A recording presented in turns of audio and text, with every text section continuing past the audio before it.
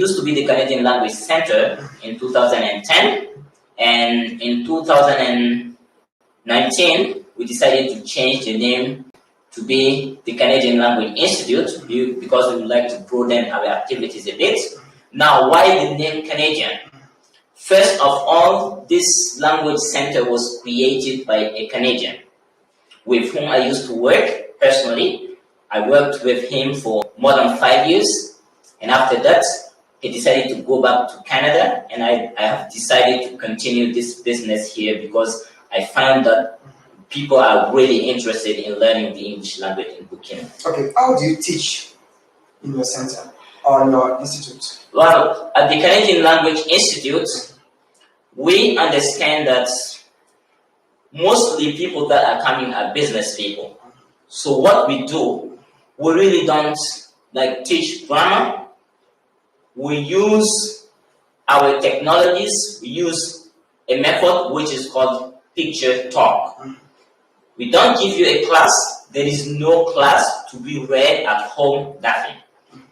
We only have 2 hours with you, with the clients, and we take a maximum with the client with these 2 hours for him to be able to learn a lot of things. So for that, our teaching methodology is really based on pictures.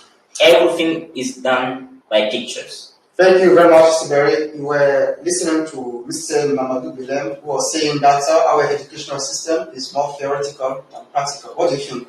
Yeah, I absolutely agree with Mr. Bilem. This is not just to say that, this is not to blame anyone else, but this is the reality. If you agree with that, it's the same thing you are doing. Yeah, it's really theoretical. No, I'm talking about this educational system in general, not specific. All right. I used to follow Mr. Bilem. I know that his way of teaching is totally different from the way we teach here in high schools and everything. And this is really not what we are doing at the Canadian Language Institute. Okay. The difference is, I will explain, it's really quite simple. If I take the example of the Canadian Language Institute, we have 4 levels. We have what we call 5 levels, sorry, not 4. We have what we call beginner level, level 1, level 2, level 3, and level 4. And maybe it will take you 2 years and a half to complete all those levels.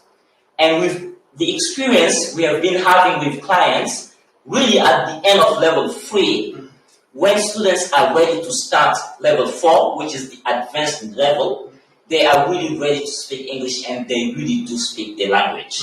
To terminal, students still struggle to speak the English language, which is not normal. So I think, like he said, maybe we need to change our pedagogy. We need teachers to be trained like really language teachers. Thank you, Mr. Berry. Now, who can get the technologies of your institute? Anybody. How much? Anybody. We pay to get your. We offer different options. Like we have group classes, we have individual classes. Usually the group classes, those classes, we usually offer those classes in the evening from 6:30 to 8:30. And if you want to subscribe for this program, you just pay 55,000 to get this program, which will last 2 months and a half. But if you would like to take individual classes, this is based on the client's availability and also on the teacher's availability. So this is 7,500 an hour.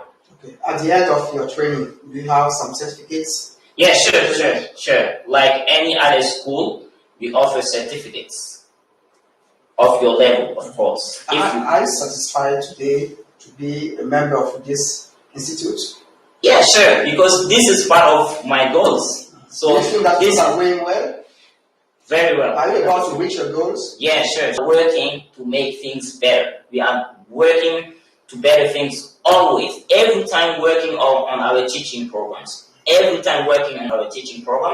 From 2015 up to now, we if I take level 1, For example, you will find free classes, at least free classes, which means we always keep updating.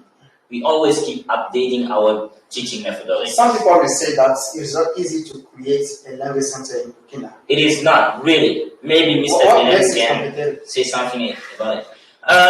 It's really easy. It's not about the money you get out of it. And sometimes you don't get money out of it. You just do it because you love it. I know a lot of people who've started creating language centers, but at last they give up the idea. Because it's really difficult. You may decide, you may have the money it takes to build the center, to pay the fees, to pay the teacher. That's not the problem. What are you going to teach? Exactly, this is the problem. Because if you engage in building a language center and you don't have the contents, you don't have the materials to teach, you will maybe get students for the first term, second term, maybe some will stay. But for the third term, you will not see anybody because you are not offering something good. And this is actually what is happening. Make sure you have a program built. You don't want to hire a teacher in a language center and let the teacher teach what he knows. You hire someone, but you give the person what he wants, what you want him to teach exactly. That's the way it should work. Okay. If you let everybody, unfortunately, this is the way it is in Burkina here, when teachers teach, I said mostly, when teachers teach, they tend to teach everything they know at a time, which is a bit difficult for the learner. Okay, thank you, Mr. Musabari, for your piece of advice. I think those who are following us, they are going to take into account all those pieces of information so that to create their own English centers. Now we are going to a session with Mr. Saiba Sampebre. You are a coach, an English coach. Specifically, who is a coach? A coach is someone who used to give motivation, motivation speech to people which are going to or are aiming to give up. Because Why? They said they are the only one thing which can give us motivation to move forward, to don't give up for the things we've been doing. You understand? That's why I chose to be an English coach. Besides in English, because I love this language too much. You are in a Francophone way. Really, do you think that people will get what you will say? They will get. Right, as I got here, my trainers, English trainers, so I know I'm going to use the students. I'm going to coach the student in English because they are working hard in order to transform all Burkina Faso in the English country. What can coaching change in someone's life? First of all, this is when the person is really motivated. When the person is motivated and maybe is going to give up, he really wants to give up because of some problems. Some problems, maybe social issue, maybe financial one. So those persons, they need big speech, good sweat, motivation words in order to move forward. As Mr. Belen just come from US, I was asking why people are running to US. You reach there and you're coming back here in Burkina Faso to look for your bread, your daily bread. I congratulate you because we can count you. If it's where you just stay over there. Yeah, I'll also come back because I'm proud to be Burkinabe and I really want to serve my country. So even if they send me there for free, once I finish for once, I'm ready to be back in Burkina Faso to serve my country, to help my people to move forward as other people or other countries are already developed. Today, when you say you are a coach, most of the people see you as a liar. Why are you saying that? Saying I'm a liar? Many people qualify. When you said you were a coach, people said... They said they don't tell the truth, they just flatter people to take their money. Oh, I personally, if someone is the one... Concerning for a coach tells you that you can become rich. Personally, someone is the one who motivated me. And this person when I follow him, I'm very proud. Who is that person? And Steve on Facebook, Telegram, and so forth, and so on. You understand? So he's the one. So if the people, but they have to see. If someone says is going to give you an X, you have to check if this person got kitchen, a chicken, or you understand? What do you mean? Be more clear. It means when you listen carefully to someone, you will be noticing that this person is clear, this person is a good man or not. And you are able to do it. Okay. And those speech, let's take example to the different books, the different holy books, Holy Quran or Holy, and you will have it. If you don't do, don't expect to have it. But if you do it, even if you don't have it, but notice that you've got someone which is something which could help you next time to change the way you were doing. Because when you, at first, you don't succeed, you try again, you will succeed. Do you take a lot of money before coaching? I'm coming this. If you do something, you don't succeed, you didn't lose. Why? Because you learned something, but inside it's a good lesson, which at the second time, when you're going to do this thing, in order to proceed, you'll be succeeding doing it. Okay. Do you need a lot of money to be coached by you? Do you need a lot of money before having in somewhere? No. Coaching? No. You don't need a lot of money. Right. This is why are you not too much interested in money? I'm not interested in money because I prefer human being before. So your coaching is not to get money. It's not to get money, but it's to allow people to get money. I want to be free. I want to be happy. And someone, the most happiest person in this world is the one who made his people who surround him happier. When people around you, they are happy and every time. And they notice that if no money, we just use money to join the journey, to use money to just complete our life. If no, we are no longer living part of money. So money is useless for you? Yes, I can say that. I can say money is useless. Sometimes I need sometimes it to just move forward doing what I want. Mm-hmm. And also improve what I want. If you get 2 billion, you will refuse. 2 billion at once? Don't like money. At once? Listen, I'll tell you why people are dying at the young age because of money. Because if you got money, only because of money. Only because of money. If you got a lot of money, no respect. You don't respect. You don't respect anymore someone who is older than you. Mm-hmm. And life is based on it. You don't fear anybody, so you do it because you got money. You think you got money, so you got everything. And do you think it's everybody that is getting I said the youth. Mm-hmm. Because there are some stages, some certain age which if you don't reach that level and you got plenty money, you got much money, you probably don't got a long life. Thank you, Silas and we will continue this debate maybe later. Ladies and gentlemen, we are now going to start the debate session. We are going to talk about the unification of Africa. We are going to start once more with Mr. Bilem. What do you think about the African Union?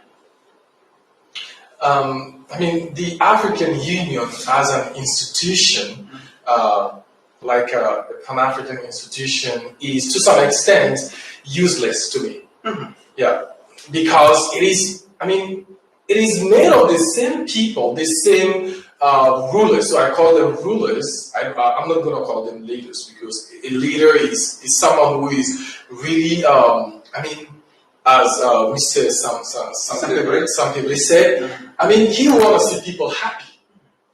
So that's what makes him happy, by seeing people happy. So he lifts others by lifting himself.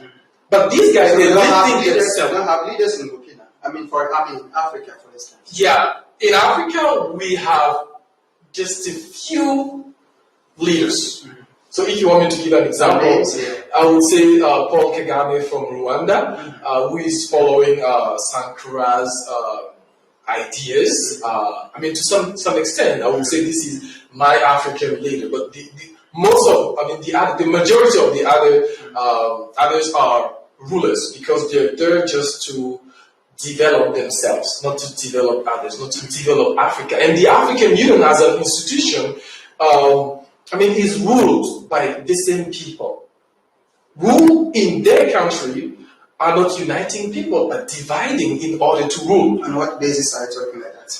Yeah, well, take most of the African countries in terms of poverty. When you take the data, the statistics, so we are the poorest country. When you say they are dividing, how do you explain that?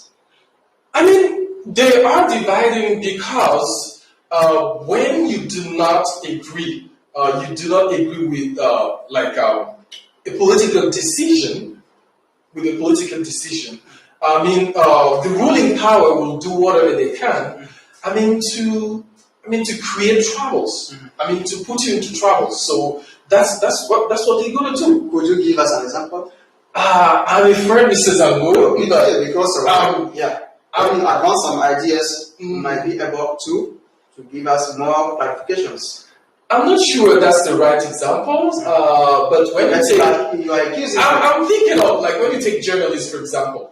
I'm not going to give you a name, but I would say journalists in general. When they try to do their work, when they're really sincere, and then they're doing investigation, because we, the population, we have the right to write information. This is a right. This is a constitutional right. It is written in the Burkinabe Constitution. Everyone is has the right to get information and also share the information. Yeah, the right information. And this is your field. It's your cup of tea. You know what it is. So you're in the information and communication, and you know it. So, but when the government is not giving the right information, and other communicators or journalists are trying to give the right information, journalists are. Why do you say that our governments are not giving us the right information? Take the example of communication on COVID. You say how chaotic it was. At the very beginning, even in Morgan, it wasn't the same information. You see, like a VIP who will come and tell us,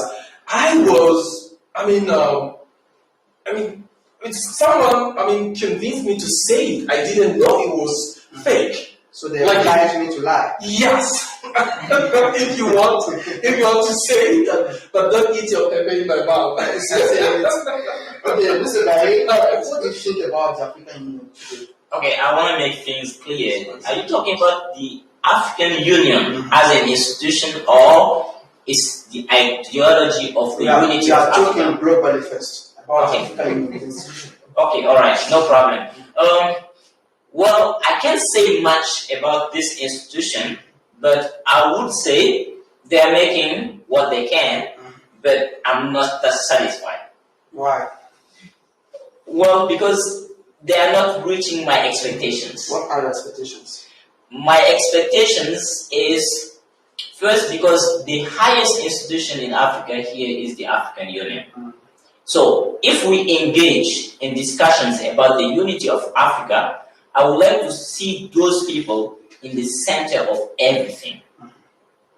Because, like the name said, African Union, they should work for the unity of Africa.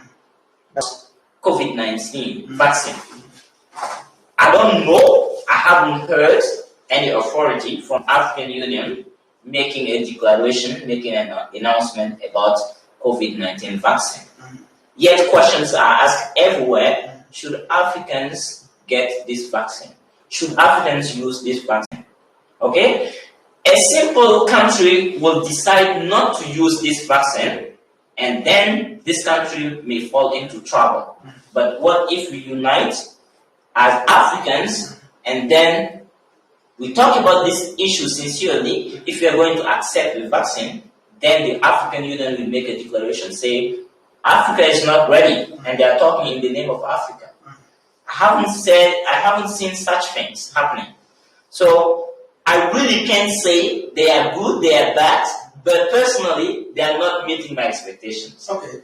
The same question, Mr. Sampebre.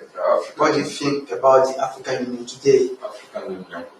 They are just African Union to be African Union. They are not here for the purpose which they are here to do. Because, as I said, when you are in front of a rich man, you don't have choice. And when you're a beggar, you don't have choice. This African Union, this institution, when they want to take a decision, we, the poor people, the poor countries, we don't have any decision there. They just take the decision together there. And Are you sure? They impose it. But some people say there is no problem. No one did something wrong, so that we have to reconcile people. We have problem. This is if the I open this page, the time will be short in us. Yes, if I open this page, the time will be short.